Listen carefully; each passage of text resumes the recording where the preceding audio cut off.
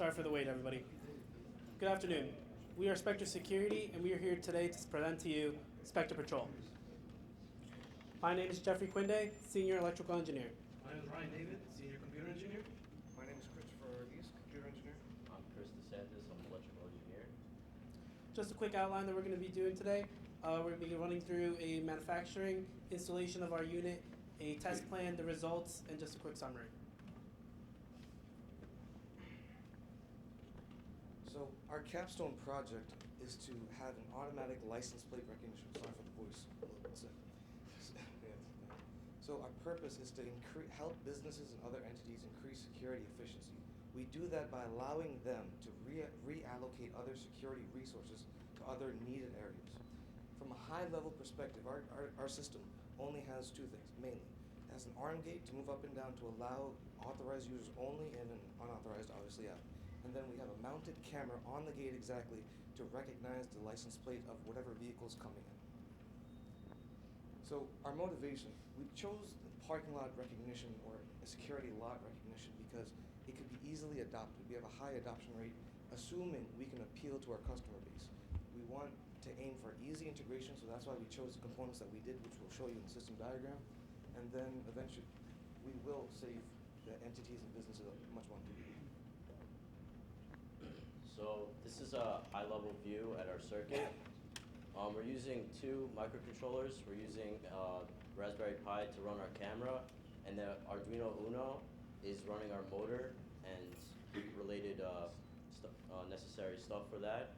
And the way that we're communicating between Arduino and the Pi is with serial communication.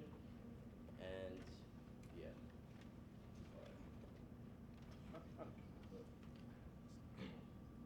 Again, sorry for that.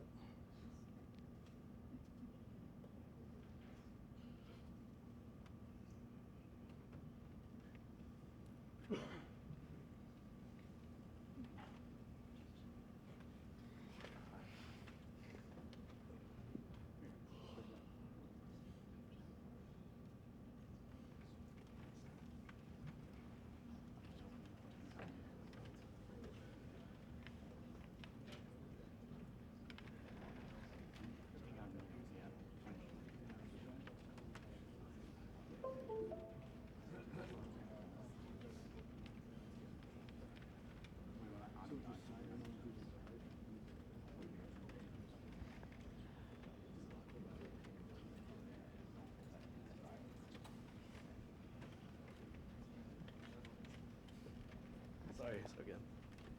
So for our camera recognition, we initially wanted to use a neural network, and for that we had a bunch of training set data that we had to collect. However, we quickly realized that we didn't have enough. These neural networks usually take thousands of training set data for it to actually work. And in our case, we decided to scrap the neural network and just go with an open source, already compiled recognition library. And just briefly how that works is first it'll detect the plates from an image, and then the next step is binarization, which is essentially grayscaling the image for better processing. After that is character analysis, which looks for blobs of characters inside the image, and then from those blobs you can get the actual plate edges of the license plate.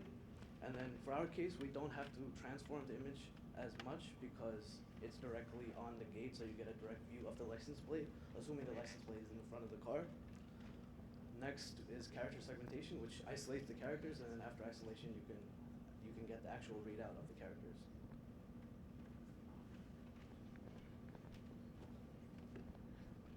So our system is using a Raspberry Pi, and the Raspberry Pi is talking to our database. We're using MySQL as the hosting database on our Pi. We use it for lookup and comparison, the actual character by character comparison, and then we use it for data authentication for the other plates that are foreign to the tables.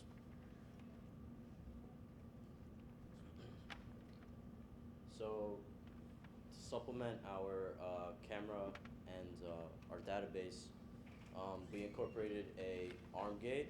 So we used the NEMA 23 stepper motor, and we also use ultrasonic sensors in order to initialize the camera. So when the first car trips the first sensor, it will turn on the camera, and the camera will start looking for license plates. And we also got a little bit into mechanical principles. So we use timing pulleys and a timing belt in order to connect the motor shaft to a secondary shaft. That was then, the arm was mounted onto the secondary shaft. And we also incorporated a limit switch that basically tells the motor to stop running at 90 degrees. And then when the car passes through and trips the second sensor, the arm will return to its original state, closed state. So this is inside of the enclosure basically. So on the left we have our driver, our power supply, our Raspberry Pi, which is hooked up to our Arduino, and again it's communicating via a serial communication. And we have our necessary connections for our sensor.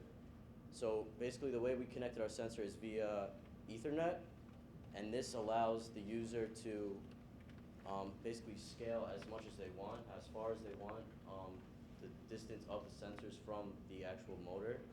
And this is the motor and the timing pulleys and belt and the secondary sensor, as well as the limit switch on the right. So what we have here is, it's going to load the video. I'll talk during this. We're going to show you 3 use cases. It's called demo. 3 use cases. The first use case is where we have a foreign license plate, and you had it before. Yeah, what E?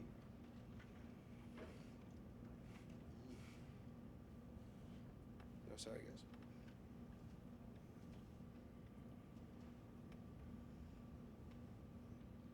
Can you pause it real quick?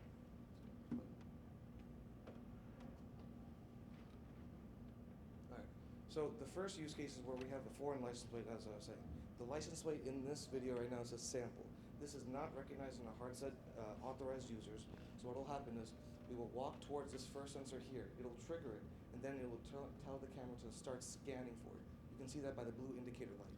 It'll start scanning, and then it'll do the comparison, and then it'll recognize that it's not allowed. And then that's that. The second use case is where we have this license plate called ABC234, as you guys can see.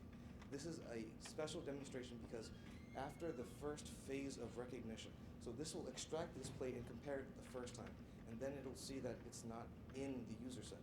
What it will do is it'll substitute that following B, the second character, for an 8. Just like that, we have different character sets in our program. So if it was a D, it'd go to a 0. If it was a B, in this case, it would go to an 8. And then we repeat the same thing now. Go to the sensor, camera will read it. It'll deny the first time, and at the second time, it will open. At this time, the user can walk in. It's important to note that when that second sensor stripped, there is a small delay to account for different vehicle sizes.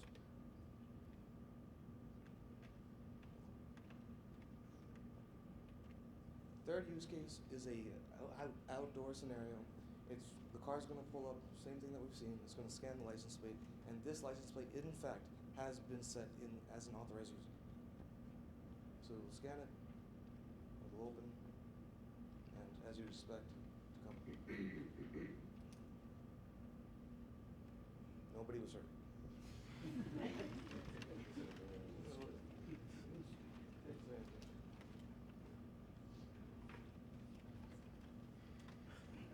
That's good.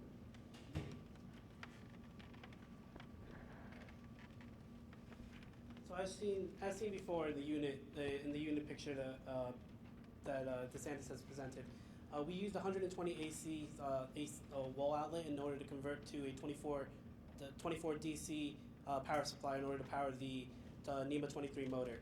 A 5 volt supply was used in order to power the Arduino and the Raspberry Pi, and in order to do a flawless ease of use for any sort of user or any type of business in order to use the sensors, we used a pre-configured type of Ethernet female ports in order so they can use either type A or type B Ethernet cables of whatever length they needed in order to create this gate for their sort of parking lot. As well, Spectre Security provides the software and the hardware in order to set up this gate, but you would have to go to an outside source in order to create the actual encasing of the unit.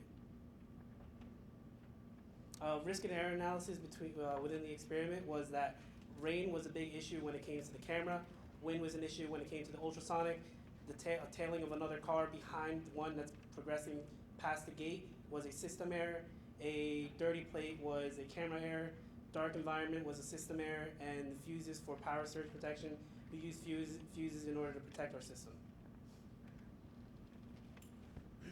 So to test our actual system, we decided to do 50 runs in 4 different scenarios, and those scenarios consisted of low light, sunny, rain, and wind.